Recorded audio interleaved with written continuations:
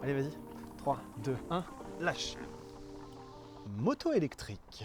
Parce qu'après, on va me dire que je suis pas un vrai motard. Ça va, hein? Bonjour à toutes et à tous et bienvenue dans ce deuxième épisode de Quick Shifter. Il y a deux types de motards. Ceux qui ne savent absolument pas de quoi on parle quand on leur montre ça.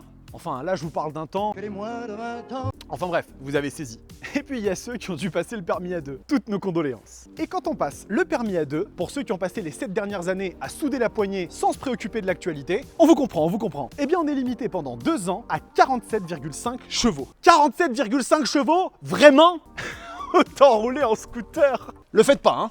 Et puis au bout de 2 ans, on peut enfin passer la passerelle A, en donnant quelques sous au gouvernement quand même, il faut pas déconner. Et alors là, un monde de possibilités s'offre à nous. Soit on va s'enfoncer dans le platane le plus proche avec un R1M de 200 chevaux, soit on décide de vivre et on prend un truc un peu plus raisonnable. Est-ce que finalement, ce truc-là, ce serait pas le parfait compromis entre pendant le A2 et après le A2? Allez, générique!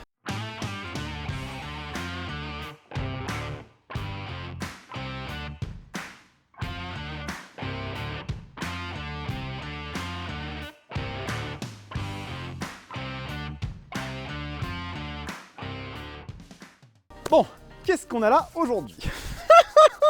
J'imagine que si je vous dis KTM, vous savez un peu de quoi je parle. Il s'agit d'une marque autrichienne qui était plutôt connue dans le monde du cross et qui a eu de nombreuses victoires mondiales entre les années 70 et 80. À l'orée des années 2000, arrive le premier modèle routier vraiment énervé de la gamme. Il s'agissait de la Superduke 990. Une moto qui, malgré quelques défauts de jeunesse, a vraiment propulsé la marque au rang de prétendante au titre de moto les plus fun de la production. C'est simple, à partir de ce moment-là, KTM rimait avec banane au guidon. KTM, banane au guidon. KTM, banane au guidon. Puis, en 2014, la marque a encore franchi un nouveau cap en sortant The Beast, la Superduke 1290R, avec 180 chevaux et un couple à arracher les arbres et qui sacralise définitivement KTM comme l'un des géants mondiaux de la moto. Un segment venait d'être conquis, celui des hyper roadsters. Mais KTM avait déjà dans le viseur une autre cible, bien plus juteuse et plus rentable, celle des roadsters mid-size. Et c'est en 2018 qu'arrive la KTM Duke 790. Cette machine se voulait comme une version humaine de la 1290. Une où il n'est pas nécessaire de se faire greffer une prothèse de bras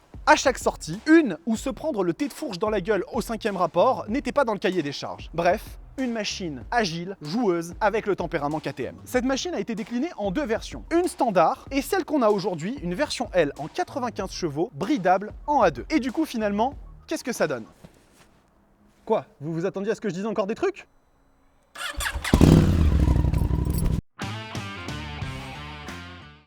Alors, on va commencer par un petit tour en statique de cette Duke 790 qui pour moi est une machine quand même relativement bien finie, surtout si on regarde sa position tarifaire. On est quand même sur un joli jouet, je trouve qu'on est sur une finition qui est vraiment pas mal. Globalement, on a des beaux éléments, bon surtout cette ligne Acra qui n'est pas là d'origine, hein, s'entend, mais c'est un véhicule qui est assez valorisant je trouve finalement dans cette gamme. Bon, on a des petites choses ici comme ces écopes un peu en plastique qui sont pas du plus bel effet, mais globalement ça reste quand même joli. Regardez un petit peu les étriers ici siglés KTM sont assez sympas. La belle fourche inversée WP, il y a quand même de quoi se régaler l'œil au niveau de cette machine. Je trouve le bâti arrière qui est quand même assez sympa, hein. La selle passager n'est pas des plus moches. Donc on reste quand même sur un véhicule qui est ma foi assez sympa à l'œil, assez valorisant. Et donc globalement, c'est un peu du tout bon, hein, cette Duke 790. Hein. On va regarder un petit peu ce que donne le tableau de bord. Donc on a regardé ce joli tableau de bord qui est quand même assez sympa, très technologique et moderne, avec une belle graduation de tours minutes qui permet vraiment de voir les envolées du moteur. Une grosse indication de vitesse, hein, c'est quand même important. Le mode de conduite engagé, regardez ici on est sur le sport. Et puis on va avoir la jauge à essence, la température moteur et plein de petites indications vachement pratiques ici. L'heure, température, le trip, ainsi que l'autonomie. Donc finalement, cette machine est quand même très sympa, je trouve, en termes statiques. Ça reste quand même un beau véhicule. On va voir un petit peu ce qu'elle donne en termes de sonorité quand on démarre le bicylindre parallèle. Ah, c'est sympa quand même, ça chante comme, finalement, seul un bicylindre sait le faire, hein, avec ce ton très rauque, très grave. Et puis cette envie qu'elle a d'aller attaquer, hein, on le sent avec cette ligne Acra qui la libère. Ah, elle a vraiment envie d'aller attaquer. Et moi je trouve que c'est mal poli de faire attendre les dames comme ça Donc on va vraiment aller tout de suite lui faire plaisir et attaquer un petit peu avec cette superbe 790 KTM Duke. A tout de suite. Allez, ça y est, on est à bord de cette KTM Duke 790 et on va bien évidemment voir un petit peu ce que cette machine a dans le ventre. Comme d'habitude, on va commencer par une petite partie sensation, accélération, moteur, et ensuite on passera au châssis, au freinage et aussi un petit peu aux aspects pratiques, puisqu'il est également important de parler de ce genre de détails. Allez, on va commencer d'abord par le moteur de cette Duke 790. On va voir un petit peu ce qu'il a dans le ventre. Oh, c'est pas mal, ça pousse bien. Ça pousse bien, on sent une poussée qui est immédiate, très franche dès les bas régimes, hein. Ça c'est vraiment la caractéristique typique des bicylindres. Salut à toi ami motard qui vient de nous dépasser dans un joli GSX-R. On a vraiment ce moteur qui est très volontaire, très plein en bas, tout de suite immédiatement, c'est plaisant, très plaisant. Alors bien évidemment on n'a pas forcément une allonge folle, mais c'est pas ce dont on attend d'un bicylindre, hein. Ça c'est plutôt le domaine des 4 en ligne. Par contre la moto elle est vraiment très franche dès les bas régimes, et ça c'est vraiment plutôt pas mal du tout. Puis après on a aussi cette mélodie qui est aussi très présente, très sympa, ce son, ce chant du moteur qui est agréable. Surtout lorsqu'il est équipé, comme ici, d'une petite ligne Accra, excusez du peu, ligne complète, qui chante bien comme il faut. Un vrai régal pour les oreilles, hein, pour les amateurs de bicylindres, c'est vraiment une mélodie très sympa. Et alors on en reparlera un petit peu après, hein, mais on sent vraiment une grosse différence de connexion entre la poignée et l'accélérateur, entre les modes street et rain et les modes sport et track, qui sont vraiment beaucoup plus énervés et limite pas forcément extrêmement agréables au quotidien. C'est vraiment quand vous voulez sortir la grosse attaque, où là on va avoir une réactivité immédiate de la poignée, et ça fait plaisir bien évidemment. Côté châssis, la machine elle est vraiment joueuse. Regardez, elle se place très facilement sur l'angle. C'est une machine qui est très vive, très légère, donc on l'emmène très facilement. Et il y a un travail en fait uni entre le poids, le châssis et les suspensions de la moto qui rendent vraiment l'ensemble extrêmement agile et très plaisant. On rentre extrêmement vite dans les courbes sans vraiment être inquiété, et c'est hyper sympa. Le shifter fait bien son office, on passe les vitesses à la volée sans aucun problème. Alors côté suspension, on est quand même sur du tout bon, puisque effectivement White Power gère directement en fait la suspension de la moto. Donc à ce niveau là pas de souci. Sur route lisse c'est très bien suspendu, on a un bon toucher de route. Par contre je préfère vous prévenir, sur des routes bosselées ou un peu dégradées, le comportement s'en ressent, la machine n'est pas réglable au niveau de la fourche, donc ça se ressent un petit peu quand même. Il faut bien faire des compromis, mais bon, soyez-en conscients. Par contre effectivement dès que la route est sympa, c'est vraiment le kiff et ça passe très bien. Ah, encore un ami motard, une amie, vraiment pas mal du tout, hein. Bon, côté freinage, on est sur des éléments siglés KTM, ça freine bien, ça fait bien le travail, mais vous voyez, on est un peu on manque de progressivité et on manque surtout de mordant là-dessus. Aux allures standards, on va dire, ça ne posera aucun souci. Par contre, dès que vous allez être un petit peu sur de la balade enjouée, bon, pas génial. Concernant les aspects pratiques sur l'autoroute, si on se stabilise à 130 en 6ème, eh bien on est à un tout petit peu plus de 5000 tours minute, donc très agréable pour cruiser, aucun problème. Après vous allez manquer un petit peu de protection au vent, donc à vous de voir si vous voulez sauter la séance de musculation de la journée au niveau bras, épaules et trapèze. Ça reste néanmoins quand même assez agréable à ce niveau-là, il n'y a pas de souci.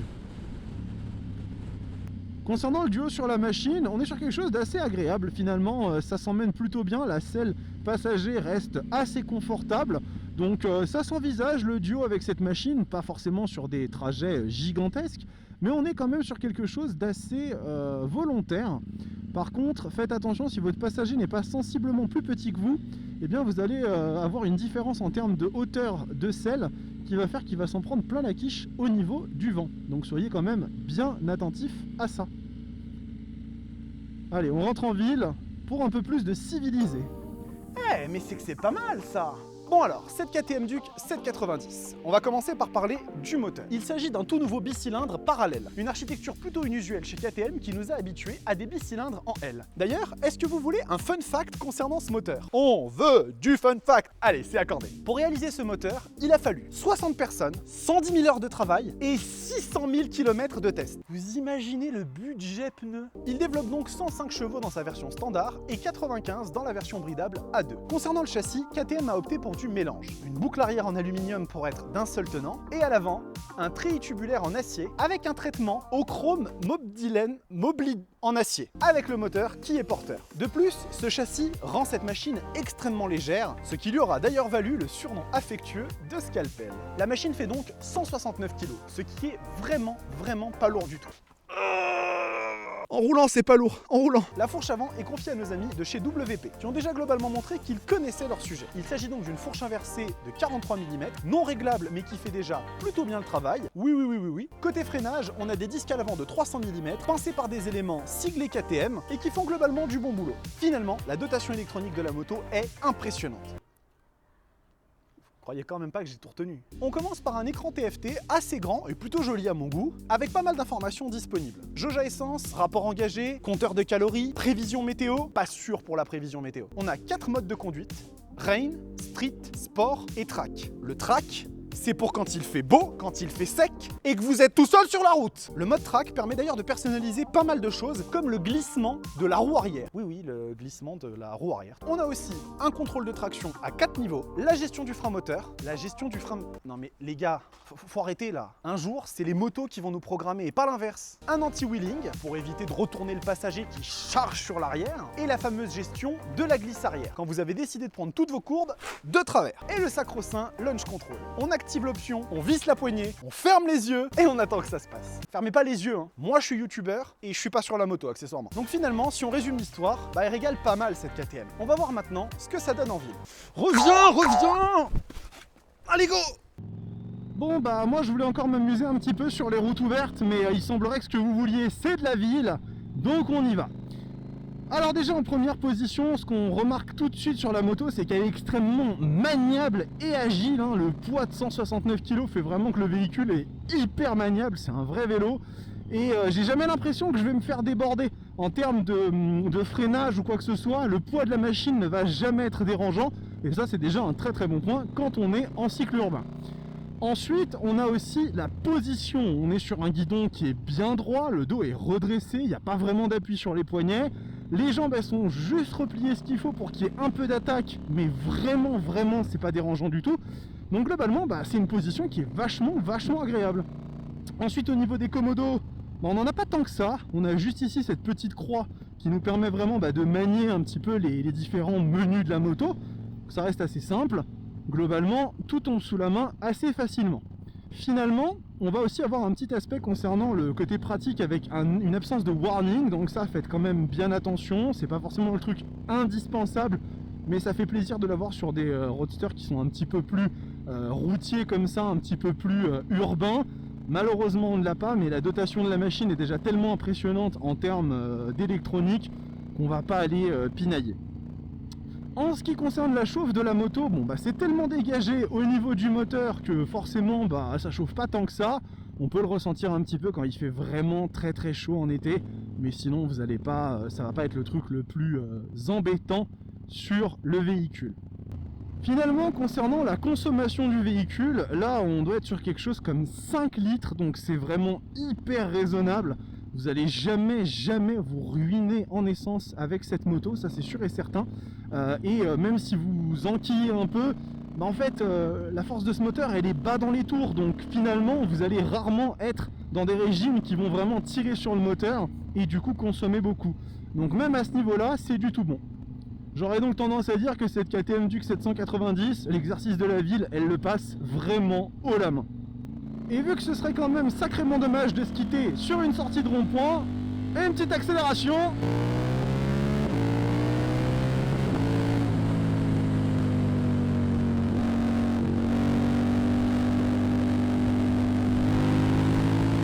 Ça on voit bien, on aime.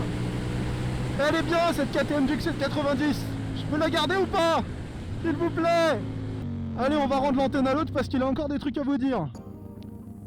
Bon bah finalement, est-ce qu'on serait pas sur un sans faute là? C'est peut-être aller un peu vite en besogne, mais ça en prend bien le chemin. Voyons un peu comment cette KTM 790 se positionne par rapport à la concurrence. Il y a quelques roadsters mid-size qui viennent jouer un petit peu sur le terrain de cette machine, et on va citer la concurrente la plus célèbre, la Yamaha MT-07. C'est simple, il s'agit du roadster le plus vendu en France. Cherchez pas, c'est le plus vendu. Il s'agit d'une machine avec un bicylindre assez pétillant, un châssis équilibré. C'est une moto qui est plutôt réussie, mais qui pour moi ne joue pas dans la même cour que la 790. Que ce soit sur les finitions, la dotation ou même le moteur, qui finalement fait quand même 20 chevaux de moins que la concurrente autrichienne. Ça reste une bonne alternative si vous cherchez quelque chose d'abordable en termes de prix. Par contre, attention, vous allez passer inaperçu. Tout le monde a une MT-07. Votre collègue de travail, votre voisin, votre belle-mère, votre chien. D'ailleurs, dites à votre chien que la révision elle arrive. On passe ensuite à la Kawasaki Z900 avec un 4 en ligne plus standard et surtout qui fait 125 chevaux en version standard. Ce qui veut dire que pour l'homologation, ils ont dû lui retirer 30 bourrins. Et autant vous le dire tout de suite, ça se traîne.